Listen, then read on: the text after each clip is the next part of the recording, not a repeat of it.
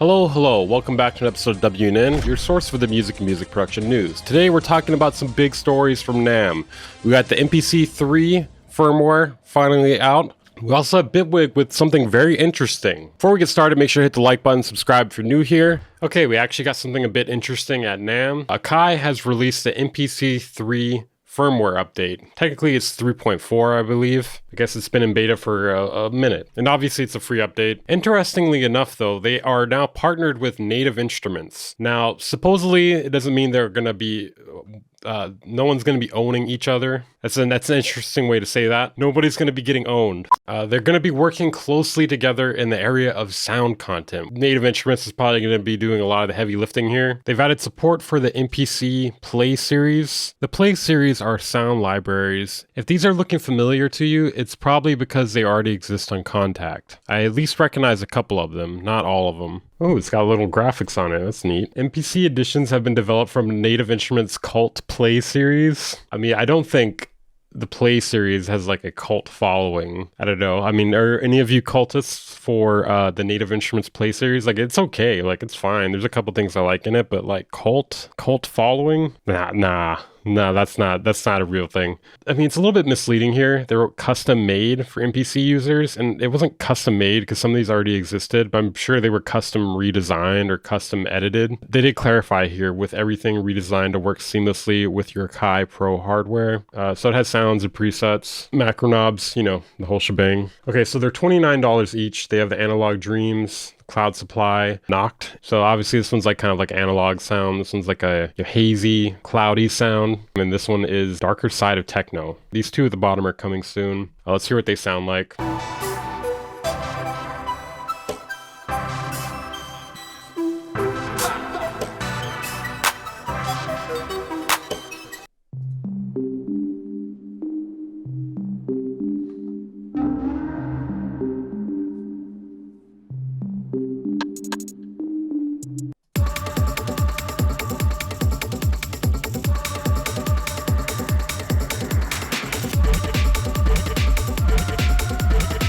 Yeah, this one's knocked. Gonna keep me from having a headache. I don't know. I'm trying here. And they also have the expansion series. It has Native Instruments sounds, kits, and presets designed for specific genres. They only have 2 available at the moment. MPC 3, for anyone who doesn't remember, we have talked about this before. They claim they've accelerated the legendary MPC workflow. They have an enhanced main mode, linear song arrangement, studio mixer, advanced key groups, XL channel strip, and more. So obviously the linear arrangement allows you to kind of compose a song like you normally would in a DAW. They've added this synth engine with some basic stuff a part of it, a dual filter section, envelopes, multiple LFOs, per voice drift LFOs, etc. I mean, it seems like a pretty decent time to be an MPC user, if I'm being honest. So currently it is compatible with the MPC 1, MPC 1 Plus, MPC Live, MPC Live 2, MPC Key 37, 61, MPC X, MPC X SE. Currently not working with the Force. Hopefully they add that.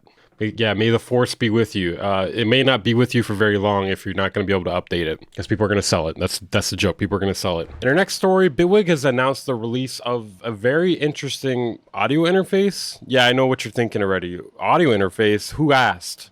But it seems like they may have some interesting features here. Let's take a look at it. One thing I will say, it is kind of funny that it's Bitwig Connect, because if you combine those words and cut the wig off, you get BitConnect, which was a scam. Is this a scam though? I'm not saying this is a scam. Oh my God, dude, it's getting so common now. More than an audio interface. Now, granted, it may be more than an audio interface. I don't know yet. But every single product, or basically every single product I've been talking about lately, it's not just another, or it's more than this. It's more than a reverb. It's not just another audio interface. What are we going to do here, guys? What are we going to do? One thing that's interesting to me is that it's called 4/12. It's a fucking fraction. The name of it is a scam with the word wig in the middle and then a fucking fraction. Honestly, it's pretty creative. I can't even hate. That's pretty creative.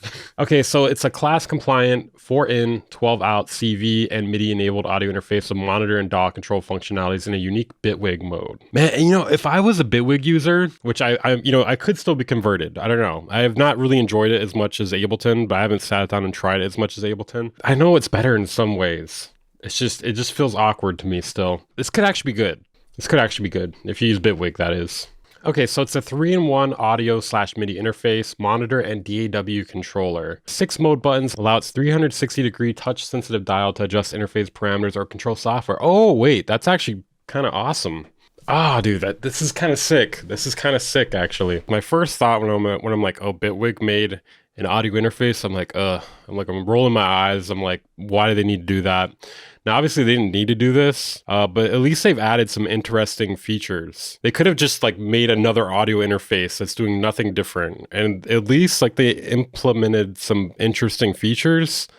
DAW controls, the fact that the dial is 360 degrees, you can use that to control parameters. Yeah, I don't know. They're kind of spitting. I don't know. They're kind of spitting here. It can set input gain, regulate the volume levels for 2 sets of monitors and your headphones. This is fucking dope. You wouldn't need a monitor controller either. You can move the playhead and control any Bitwig Studio parameter with exceptional resolution. Wow, dude. Bro, Ableton, step your game up, dude. Come on, dude. These Bitwiggers are getting everything. Plus, gain settings are accessible and saved within Bitwig Studio, so you can pick up right where you left off next time you open it. I mean, I would assume it just functions as like a controller. So yeah, if you have CV-enabled hardware, this could be good. They can also function as additional ins and outs. Damn, bro, they thought of a lot here. So yeah, you can record automation with it. That's pretty sweet. This thing's got to be a little bit pricey. There's no way. Like, the design is too clean and the features are immaculate, dare I say. Balanced connections, premium mic preamp, high quality instrument line inputs feeding into tried and true AKM converters, capable of up to 192 kilohertz, 24-bit resolution. So they claim it has an ultra low noise floor. I'm curious how this functions in other DAWs. Like obviously you're not gonna be able to do everything in it, but like just the basic transport controls, are those gonna work? It seems like they're implying it will. One potential issue I'm seeing with this knob could break a lot quicker than knobs on other audio interfaces due to how often people will be using it to control the DAW or automate parameters. Hopefully it's willing to take a beating. So it has a USB-C port for data and bus powering, 1 MIDI input and 1 MIDI output, a dedicated stereo headphone output, 6 TRS fully balanced line outputs, 1 fully balanced TRS line input or high impedance instrument input, 1 combo XLR. It has CTS DC coupled mini jack ports for audio / CV. And it's got these mode buttons here. It's got these DAW transport controls, these different mode buttons. Oh, it's not out yet. Oh. Bitwig Connect 412 comes out spring 2025, and the price is pretty hefty, but I mean, it's kind of dope. I don't know. I could kind of justify it personally if I was a Bitwigger. Thank you guys for watching. Make sure to hit the like button if you have not yet. Subscribe if you're new here. Don't worry, there's more NAMM videos coming out very soon. Probably later tonight, tomorrow, something like that. I'll see you guys next time.